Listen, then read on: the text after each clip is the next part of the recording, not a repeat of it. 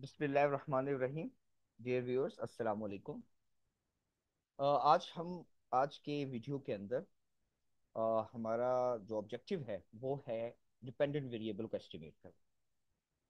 इससे पहले कि हम एस्टिमेट करें, हमने लास्ट वीडियोस के अंदर डिस्कस किया था कि हम जो रिग्रेशन इक्वेशन जो हम एस्टिमेट करना चाह रहे होते हैं, जिसमें हम इंटरसेप्ट और स्लोप को बेसिकली एस्टिमेट करते हैं, तो उसको एस्टिमेट करने के लिए हम क्या कौन कौन सा वे यूज कर सकते हैं। एक वे तो हमने यूज किया जो नॉर्मली जो बुक्स के अंदर फार्मूला गिवन होता है, उस वे को हमने यूज किया।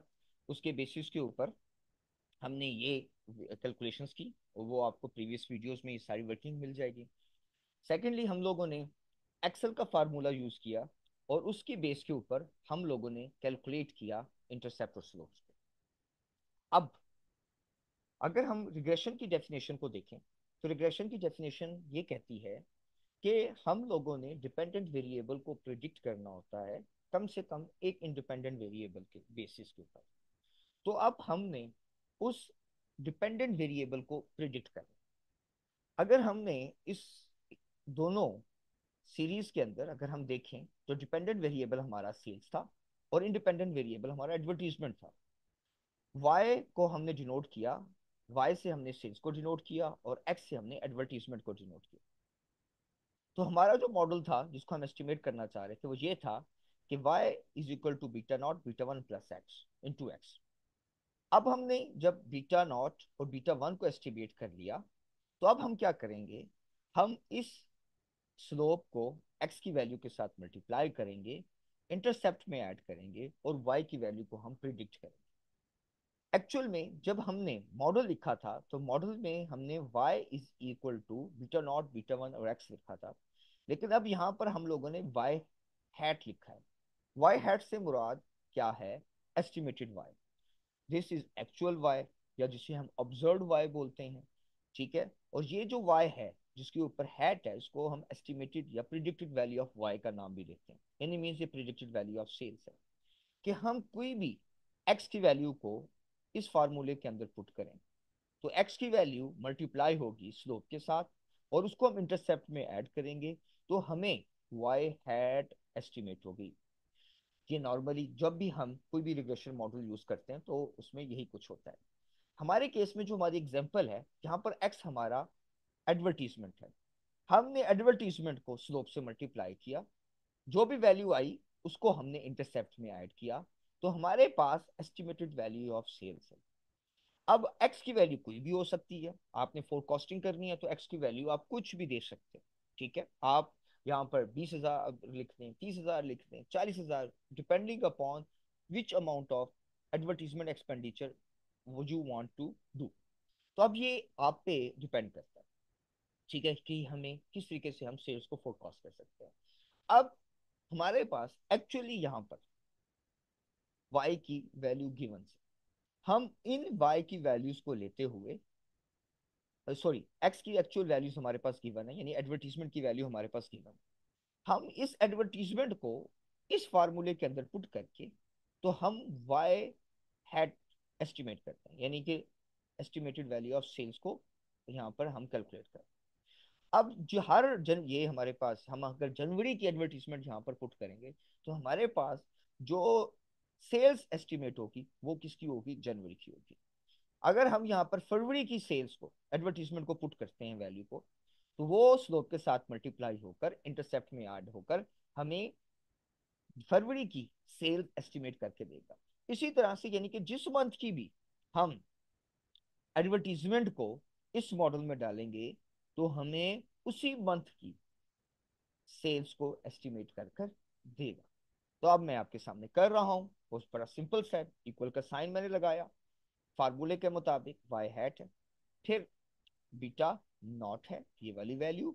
मैं चाहूं तो ये वाली वैल्यू टाइप भी कर सकता हूँ, या मैं चाहूं तो इस सेल को एक्सेल के अंदर सेलेक्ट भी कर सकता हूँ। प्लस बीटा वन मीन्स ये वाली वैल्यू। ठीक है, मल्टीप्लाई करना है इसको किसके साथ? एक्स के साथ। तो multiply by the x. X क्या है? वो जनवरी की हमारे पास सेल्स एडवर्टीजमेंट। अब जनवरी के एडवर्टीजमेंट को मल्टीप्लाई किया स्लोप के साथ, ऐड किया इंटरसेप्ट, तो हमें जनवरी की सेल्स एस्टिमेट हो जाए। जैसे ये देखिए कि अब इस रिग्रेशन इक्वेशन के जरिए हमें 74,000 की अगर हम एडवर्टीजमेंट करते हैं तो तकरीबन हमें 964,943 का हमें जो सेल्स है वो हमें फोरकास्ट करके ये जो रिग्रेशन का मॉडल है ये हमें दे रहा है। अभी सिंपल सा है, हम से इस क्या करते हैं, इस मॉडल को ड्रैग करते हैं डाउन, इस सेल को हम ड्रैग करते हैं यहाँ पे। ड्रैग किया तो हमारे सामने देखते हैं कि यहाँ पर जीरो आ रहा है, वैल्यू एस्टिमेट हुई है, और फिर rest of the value zero से। यानी इट मींस ड्रैग करने से ये होता है कि जो फार्मूला ऊपर वाले सेल में होता है वो नीचे वाले सेल में भी सेम अप्लाई होता है। लेकिन अब यहाँ पर अगर मैं देखता हूँ F2 क्या फार्मूला था, कि हमने कहा कि C4 क्या है। C4 अगर ये देखेंगे, this is C and this is 4, कि C4 क्या है। C4 हमारे पास फरवरी की एडवर्टीजमेंट है, उसको किससे मल्टीप्लाई करना था, स्लोप के साथ। स्लोप की वैल्यू ये फार्मूला इस सेल में थी।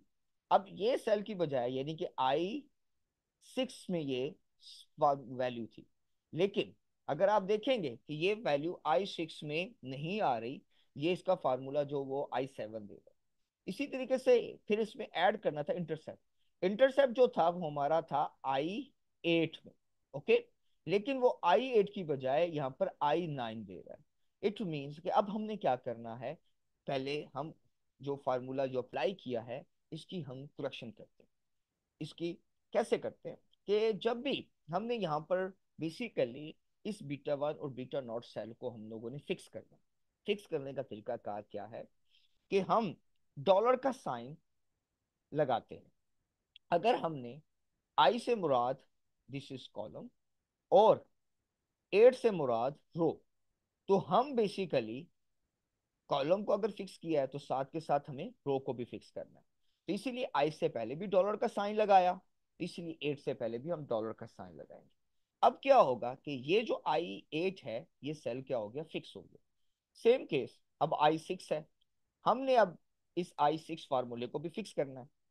तो आई से पहले भी डॉलर लगाया, यानी कि इट मीन्स कॉलम फिक्स हो गया, और 6 से पहले भी डॉलर लगाया, तो अब 6 ऑफ रो भी फिक्स हो गए। तो इस सूरत में अब ये दोनों जो सेल्स हैं ये फिक्स हो गए।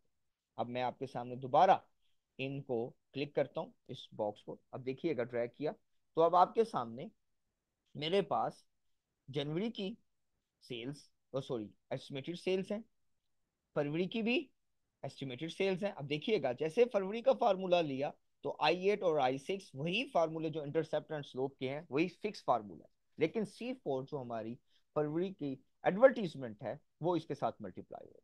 इसी तरीके से किसी भी सेल को आप देखेंगे तो आपको तमाम सेल में आपको क्या नजर आएगा, कि आपका जो इंटरसेप्ट और स्लोप है जो हमने बीटा 1 और बीटा 0 लिया है वो फिक्स है। दूसरा तरीकाकार जो आसान तरीकाकार वो ये भी हो सकता था कि हमने जो वैल्यूज यहाँ पर दी हैं उसी को टाइप कर लेते, और उसको मल्टीप्लाई और एग्जैक्ट वैल्यूज को ले लेते और उसे एक्स के साथ मल्टीप्लाई कर देते, तो it seems to be good है ना। लेकिन इसके साथ साथ हमें एक्सेल की एक नई भी चीज आ गई कि अगर हमें नहीं पता तो हम इसको इस तरीके से यूज कर सकते हैं।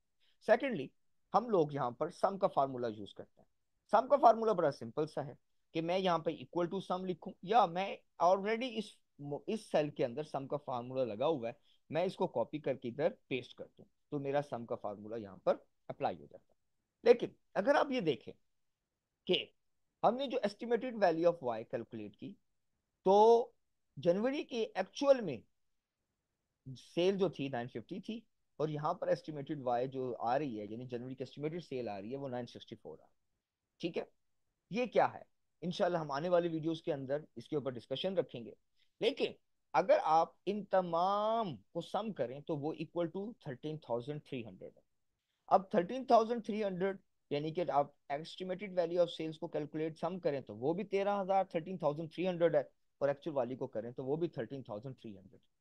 इससे हमें ये मालूम होता है कि जो हमने रिग्रेशन इक्वेशन कैलकुलेट अपना यहाँ पर अपना जो फोरकास्ट के लिए हमने डेवलप की, और उसकी जो एस्टिमेटेड वैल्यूज हैं वो बिल्कुल उसके बराबर हैं, तो इट मीन्स हमारी जो रिग्रेशन इक्वेशन है वो बिल्कुल ठीक है।